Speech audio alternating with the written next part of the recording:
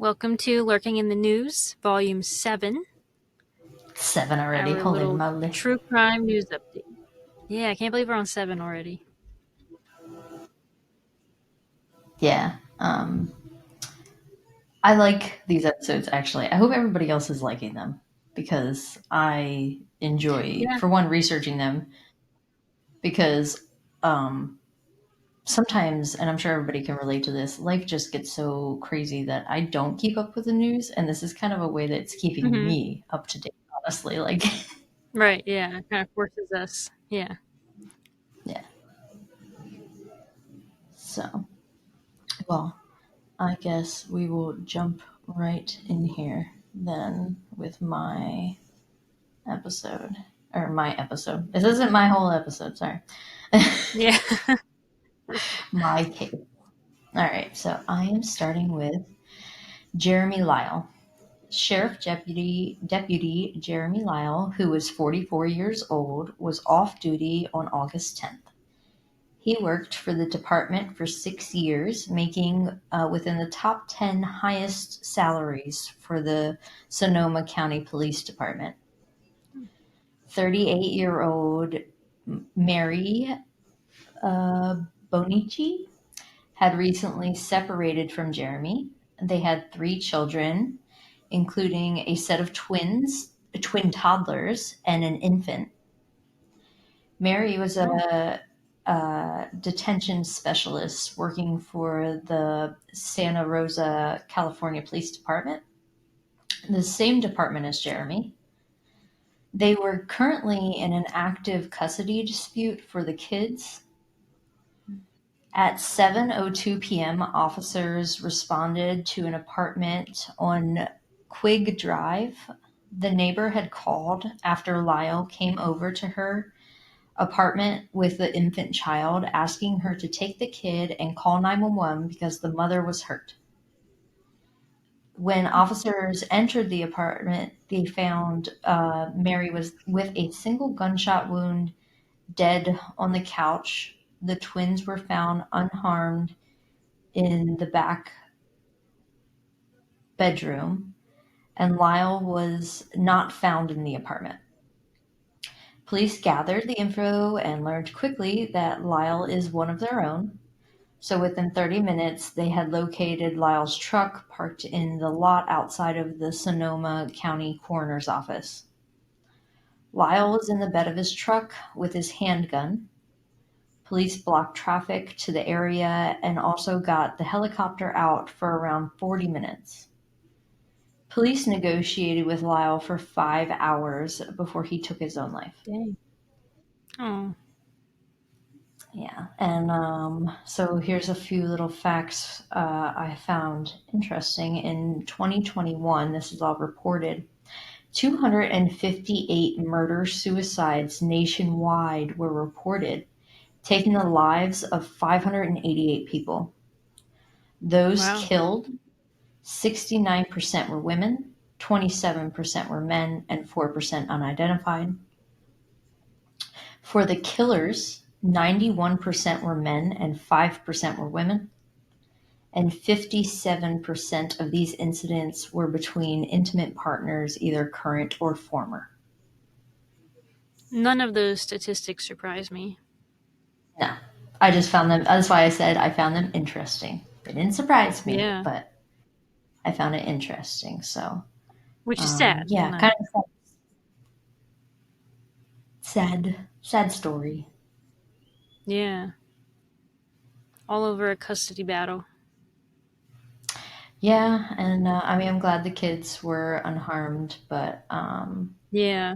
yeah, left But now kids they have no without parents. parents. Yeah. Yeah, so Very selfish. yes. So my next case is Iryna Zarutska. This case was pretty big in the news, but if you somehow didn't see it, Iryna Zarutska was a 23-year-old Ukrainian refugee who fled her country because of the Russian invasion and was stabbed to death on a North Carolina light rail train. On August 22, 2025, at approximately 9:55 p.m., officers with the Charlotte-Mecklenburg Police Department CMPD, responded to a call for service related to an assault that occurred on the Lynx Blue Line light rail in Charlotte. Callers indicated that a woman had been stabbed by a male. Responding officers located the victim inside the rail car. The victim, subsequently identified as Iryna Zarutska, had sustained fatal stab wounds. A pocket knife and other items were collected from the scene. Investigators reviewed surveillance footage that showed the victim entering the light rail car and sitting down in the row in front of DeCarlos DeJuan Brown Jr., 34 years old. Approximately just 4 minutes later, Brown pulled a knife from his pocket and unfolded it before striking the victim 3 times in the neck from behind. Following the attack, Brown walked away from the victim and off of the train at the next stop. Responding officers located Brown on the light rail platform and he was arrested. And me and you, we both saw the surveillance footage of this attack and it was horrifying. It's sickening. Like, you literally see her bleed out. Like, it's... Yeah, she literally falls on the floor and bleeds out to death. Bleeds to death. Just Yeah. alone on And, like, the she, dirty... like, initially looked... Yeah, she looked so shocked and confused. Like, there's, Yeah. like, images of her, like, looking up at the guy, kind of. And she just is, like, doesn't even know what just happened. No, because it literally comes out of nowhere. In a blink of an eye, Yeah. he reaches around and stabs her. Yeah. And within a few seconds, she loses consciousness and falls over. Do you know, did it say it hit an artery or something, right? I would assume so. I didn't, like, specifically read that anywhere. But, like, it must have. Yeah, to bleed out that quickly. Mm-hmm. And it's just terrible. And I will always advocate for like women. Like, I don't know whether she had anything Mm-hmm. on her, or can we sit here and say whether she would have been able to do anything? It happened so quickly, but like, carry something on Yeah, you, he was ladies. behind her. She had no idea. Yeah, but like, I don't care. Brass knuckles, mace, a pocket knife, a gun. I don't care. You know, carry something on you. Mm-hmm. And, like, almost the worst part was people around her saw this and did nothing. Like, there was a woman sitting in this seat, like, directly across from her, next to her, looks over, just gets up and walks away. Yep. Like, I Yeah. understand, like, being, like, shocked and afraid in the moment when it first happens, but the guy left. He walked away. You could have helped her. Yeah. It's Or disgusting. like, nobody tried to like detain him or anything, you know? Like, I don't know. I think people were afraid of him, but... Yeah. But yeah, nobody helped her, and she just Mm-hmm. laid there. And like, honestly, this it makes me so scared that it's the world we live in. It really is scary. It's Yeah, quite scary. This it is the is. case that's made me, I don't know, like, we know it's happening out there, but here's the footage of nobody helping. And we now Mm-hmm. currently, because of, I think because of outside influences, we now currently live in a dog eat dog world, and it's really sad. Mm-hmm. Yeah. And there's what it's called, I think, the bystander effect. Yeah, Where, like, people, like, stand around, do nothing because you're waiting for someone else to jump in. yeah, um, And after a minute or two, and a man did come by and started trying to hold pressure um, on did her. he? But Okay, I didn't see yeah, that part of. Yeah, wow, yeah, there yeah, is a guy that does come over then a little bit after to try and help her, but it was too late. wow, And, like, right after the attack, Brown, like, walks up towards the front of the train car that they're in with blood, like, dripping off of him. But I don't know. Someone should have helped her. It was initially thought that this could have been a yeah, hate I crime. agree. When he was walking away, he was heard saying, "I got that white girl."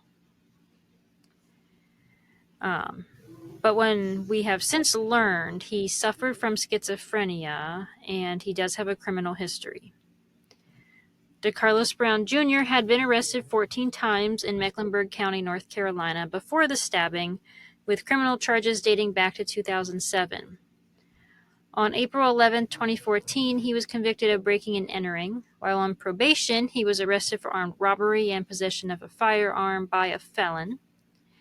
Brown was convicted of armed robbery and incarcerated in state prison from 2015 to September of 2020. After his release, he initially lived with his family, and his sister said he came out a different person. His mother told ABC News that he was diagnosed with schizophrenia and displayed violent behavior at home. His mother said that she had sought involuntary commitment, but that it was denied. The Associated Press reported that involuntary commitments are difficult to obtain unless a court finds the person to be dangerous. Well, considering he had just spent 5 years in prison, I'd say he's dangerous. Yeah, and 14 previous convictions? Mhm. Excuse me? What is our definition of dangerous anymore? I don't know. North Carolina reduced the capacity of state hospitals in the early 2000s, and the average wait time for a psychiatric bed was 16 days in 2024. I'm going to be sick at this mental health epidemic in this country that our government does absolutely nothing about. Yeah, they do nothing about it. Instead, they're closing hospitals when we need more. Yeah, and prioritizing things that literally are doing nothing for the American people. Yeah, when are we going to get a president that prioritizes mental health and just healthcare in general? Yeah. This, because having mental health issues is never an excuse to commit murder, obviously. No. However, I think a lot of improvements could be made. Yes, if we could start at the root of the problem here, instead of just doing nothing, quite literally. What the fuck are we doing? Yeah. What are we fucking doing for these people? His mom couldn't even get an involuntary commitment on him.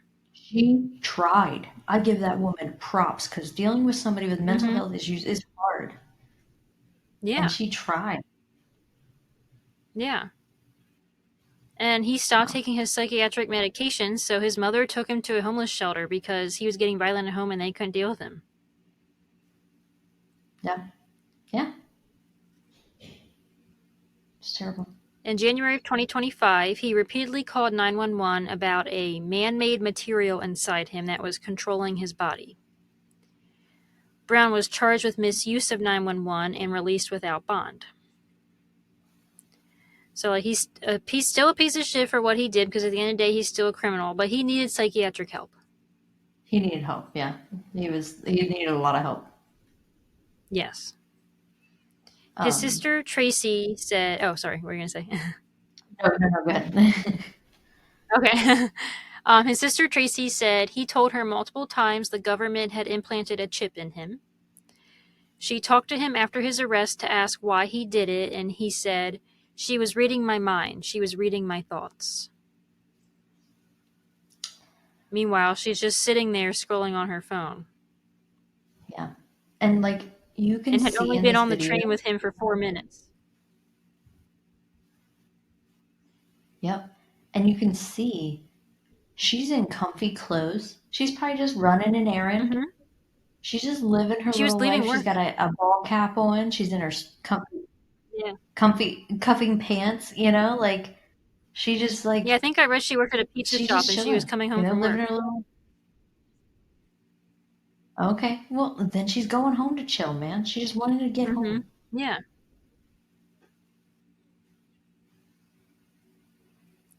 U.S. Attorney Russ Ferguson said, quote, "This brutal attack on an innocent woman simply trying to get to her destination is an attack on the American way of life. Of course, crimes like this affect the victim the most. Iryna deserves justice, and we will bring justice to her and her family. But crimes like this also affect everyone who relies on mass transportation to get to and from work and go about their daily lives. And federal charges are necessary to protect the public and ensure confidence in our transportation systems, end quote. If convicted, Brown faces a maximum statutory sentence of life in prison or death. And in response to the fatal stabbing, North Carolina state lawmakers passed a bill called Iryna's Law in late September of 2025. The bill, officially known as House Bill 307, includes stricter bail guidelines, mental health provisions, and changes related to the death penalty. And as of now, a trial date has not been set yet. It's just frustrating. It's so sad that things like this have to happen in order for our government to pass bills to help keep us safer. Why weren't these bills already in place? Yep. It's big action that speaks volumes. Yep. To honestly, any kind of our government, state government, our federal government, any of them, nothing gets done unless by force, by the people, honestly. Whether it's in an act of violence or protests or an unfortunate event like this where nobody had any control of he had no control of his mental health, nobody else could get control of his mental health, and there was no other options out there. So Yeah. sad. Very sad. Yeah.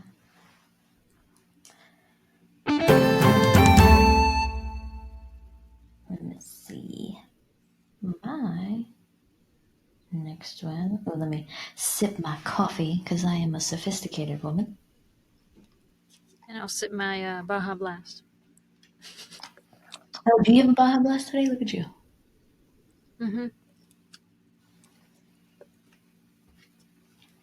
All right. So my next one is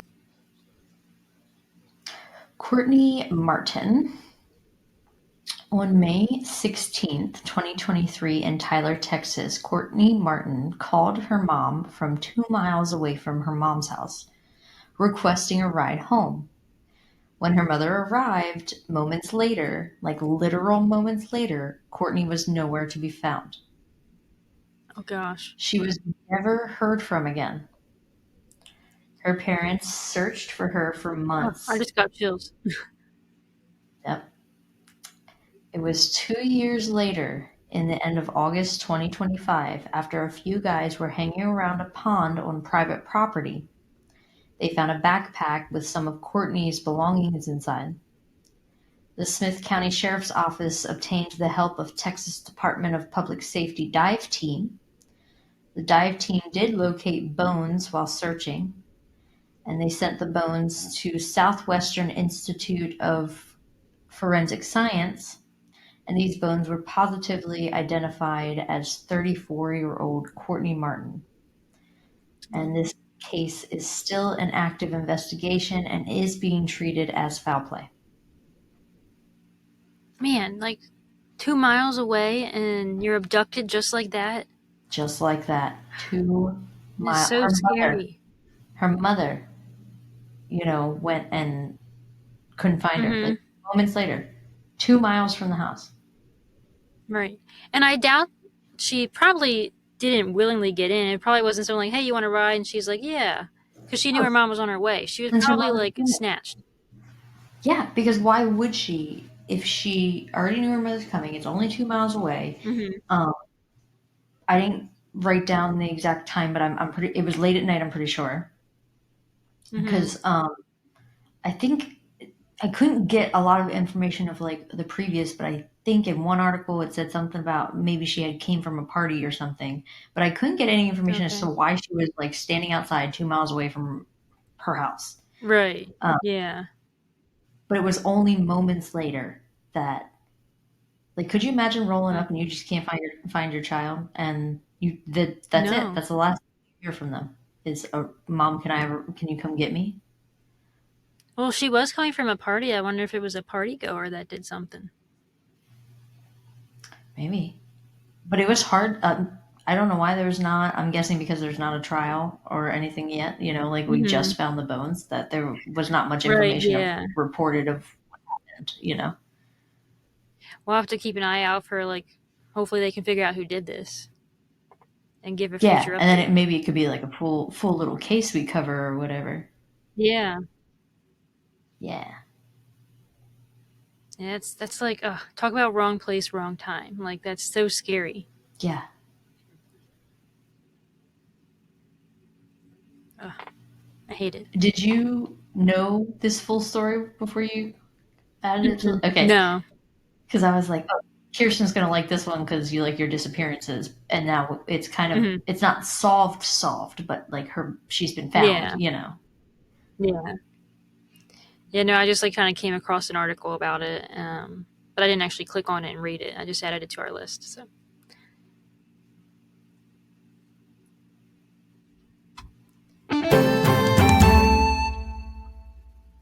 all right. Next up is Catherine Daviau. Daviau.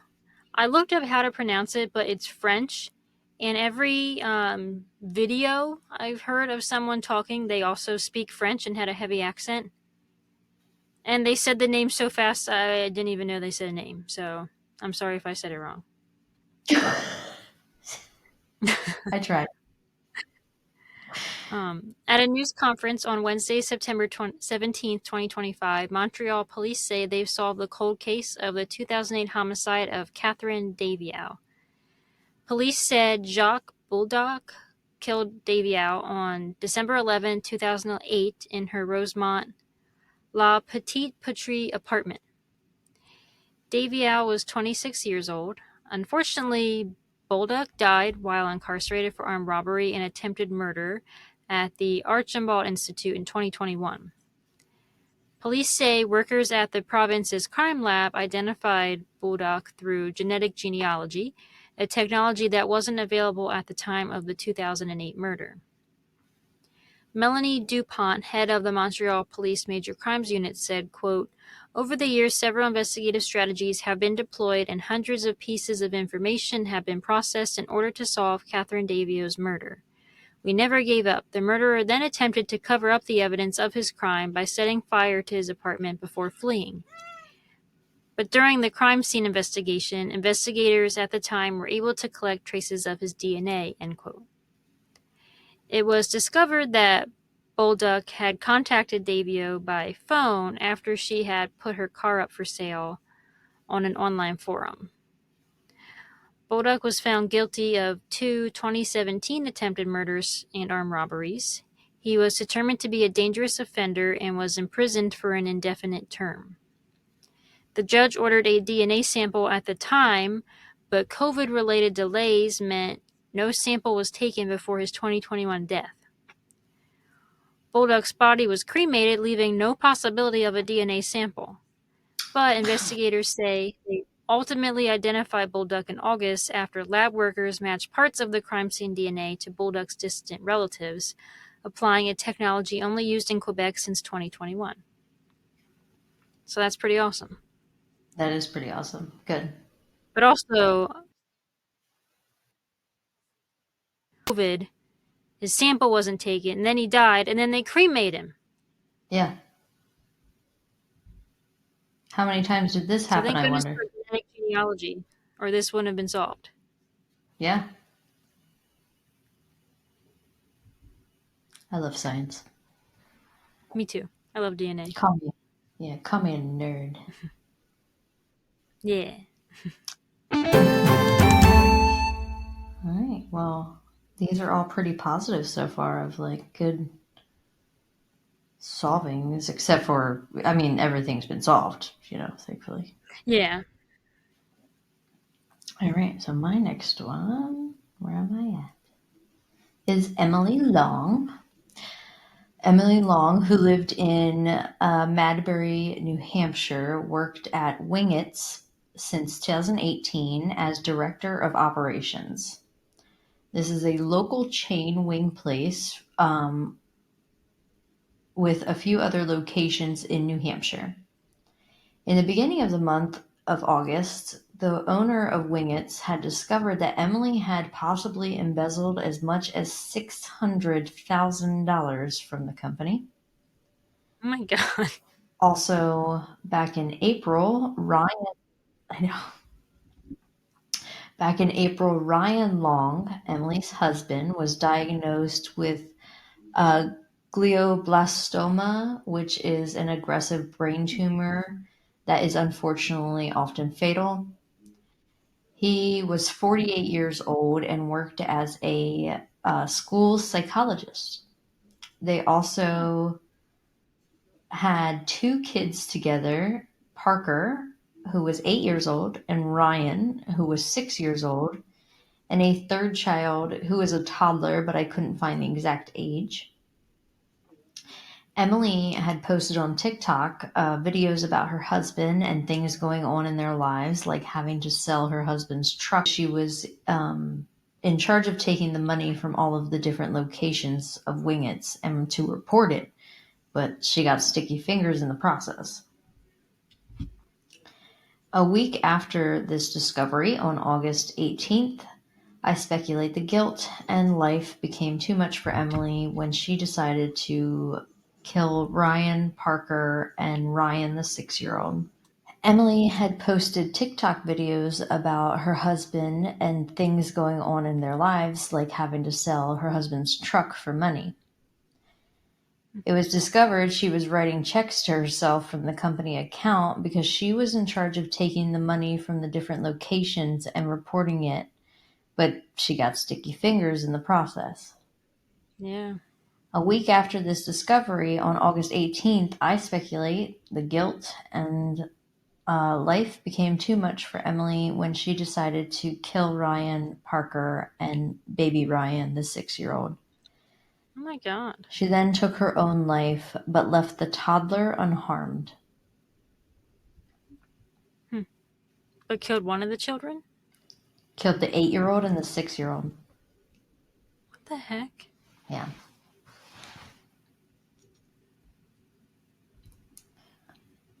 Wow.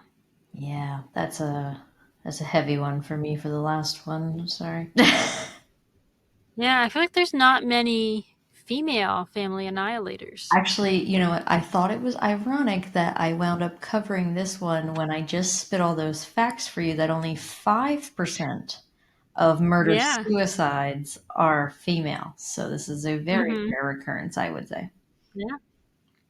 Well, there's a percentage there for a reason, so Yep. it happens. Yeah. And yeah, that's just a unfortunate event that I don't know, taking the kids and everything with you, like Yeah, that was unnecessary. yeah. Well, that's sad. I mean, again, it kind of speaks to our country's healthcare. They can't afford her husband's treatments. Yeah, I mean, honestly, you can't tell me she didn't make that decision to take them all with her without the thought that like he's dying anyway. Like I know Mm-hmm. that's morbid for me to say. I know, but it's the honest truth that that probably did cross Mm-hmm. that woman's mind. Whatever she was possibly thinking in the moments of doing this, she whatever her reasonings were, I'm sure one of them was that he was terminally ill, you know. Yeah,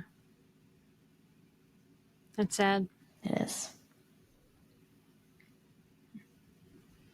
Next up is Caden Speight. This last case I have is very recent and every parent's worst nightmare. Florida police issued a statewide Amber Alert on Thursday, September 25th, 2025, for missing 17-year-old Caden Speight, believed to be a victim in a reported shooting in Dunnellon in Marion County, which is 80 miles northwest of Orlando. The Florida Department of Law Enforcement said when they arrived at the scene of a reported shooting near Marion County Airport, they found Speight's car but have yet to locate him. Speight is a white male, 6 feet tall, 150 pounds, and was wearing a t-shirt and jeans, and was last seen in the 12,800 block of Southwest Highway 84 in Dunnellon. Family members posted on social media that Caden sent a text asking for help and stating 4 Hispanic men had shot him. Oh, wow. However, these facts are now in question. Yeah. According to reports, investigators believe Speight had been wounded and was in danger. His vehicle was found with a bullet hole. The Marion County Sheriff's Office, including a helicopter, searched for Speight all night and local hospitals were checked. But as of today, September 29th, when we're recording this, there has been a new update. Marion County Sheriff Woods released a statement today that reads, quote, "I know many of you have been deeply invested into the case of Caden Speight. When you heard the initial alarming information that was being given to us, many of you even joined in to help in any way you could. I want to commend my deputies and detectives that sprang into action and worked through the night and into the next day on this. In addition, we also had help from other state and federal agencies. Because of their hard work, the initial details that Caden texted to his family were proven to be false, completely made up. We did find evidence of a single gunshot where Caden left his truck. However, his claims that he had been shot and abducted were quickly disproven. We then learned that he had purchased a bicycle, tent, and camping supplies just prior to him reporting this. There were an alarming amount of red flags initially, but we also have to fully investigate until we know otherwise. We also had witnesses that contradicted the initial information. Caden simply rode away towards Williston while the rest of us were left to think the worst, and my team was working in overdrive to solve this case. To continue the ruse, Caden, who had a handgun with him since the beginning of all of this, chose to shoot himself in the leg, causing a non-life-threatening injury just prior to walking out to the roadway where he would be located by citizens. There is zero chance that Caden's gunshot wound came from any type of assailant. Many of you have asked, will Caden be facing any charges? What about taxpayer costs of this large-scale investigation search? I can tell you those items are not off the table at this point. Right now, we are still processing all of the evidence in this case, and I don't want to make any statements on that until we have fully examined it all. Naturally, my detectives had a lot of questions for Caden. However, his parents refused to allow my detectives to speak with him." End quote. Wow. Yeah. What? So when I first researched this case, this was like a missing person Amber Alert. And just today, I happened to see that there was an update that it was all false. That's crazy. What was Yeah. the motive, man? Well, that's why I'm wondering, like, what his home life is like to make him do something like this. Yeah. And the fact that his parents won't let him talk, they probably don't. I think there's something going on at home. You're right.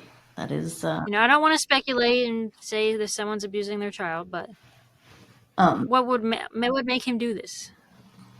Yeah, and like And shoot himself. that's pretty far to take it here. Yeah. You know. Yeah, I would want to know what the motive is, but like you said, he can't be talking. But like he had freedom enough though to like I don't know, like was it his gun? Was it his dad's gun? He owned other things, he had purchased other things. So like he wasn't like Right. like tied up in his house or anything. But yeah, I'm curious um if like the home life, Yeah. played a role. Right. Yeah. Like, I don't know. It's weird. So I was like, oh, wow, this is like a great one to bring up, like to make everyone aware there's this missing kid. And then it was just a hoax. Well, good old Halloween hoax, I guess. I guess. So I have just one last little update on my end. And that is very exciting news because this was just posted yesterday, I believe, right? Which was Yeah, I think so. Yeah, we each have a little update of a previous case. yes. So we have an update on my case, the yogurt shop murders, and it has taken 30 years, but finally, in this case, it has been solved. With newer DNA technology, they have been able to positively identify American serial killer Robert Eugene Brashers. He has been connected to murders in Greenville, South Carolina, a rape in Memphis, Tennessee, and a murder of a mother and a 12-year-old girl in Missouri. What the heck? The victims of the yogurt shop murder were 17-year-old Jennifer Haberson, 15-year-old Sarah Haberson, 17-year-old Eliza Thomas, and 13-year-old Amy Ayers. I cover this case in full detail in episode 8 here on Lurking in the Shadows, so if you have not checked it out, I would check it out. And unfortunately, that Robert killed himself in 1999 in prison. So that is what we were able to, with DNA, link him to this terrible murder. That was it's a terrible murder. So go check out the. Yeah, it's a brutal case. Yeah. And it's crazy because he was never on anybody's radar. No, that's not a name that is in, and nope, not a name. No, and when we covered the case, it said that like the last two people in the yogurt shop were like two boys that were sitting at a table. Mm-hmm. Yeah, and so we just assumed like it was probably them that did it. Yep. No, and we'll never know. I mean, I don't know. This was 30 years ago, so I don't know how old he was then. Let me do it really fast, actually. He was born in 58. And the murders were in 1992. Is that correct? They were, was it 92? Look, I'm very bad, so I forget. I know. It was early 90s.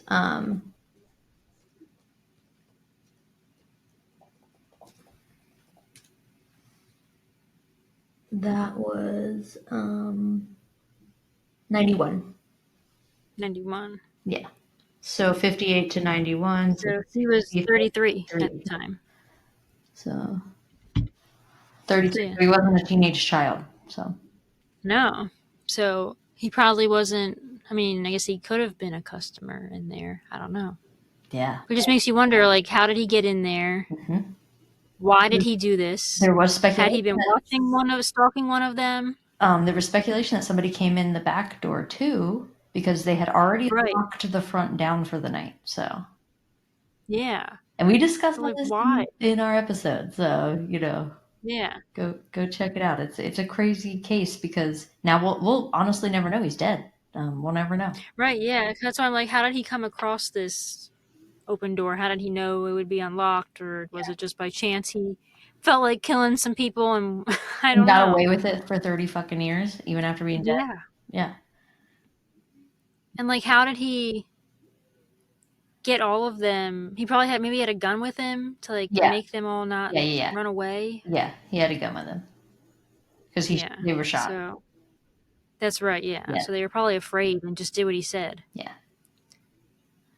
That's horrible. It is horrible, but I mean, solved late. Yes. Better late than never, I guess. Again, hell yeah, DNA. Hell yeah, let's go.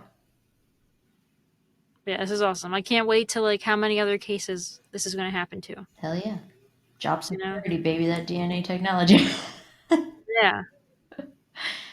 Yeah, I'm waiting. John Bonet, you're next. Oh, fuck yeah. Let's go.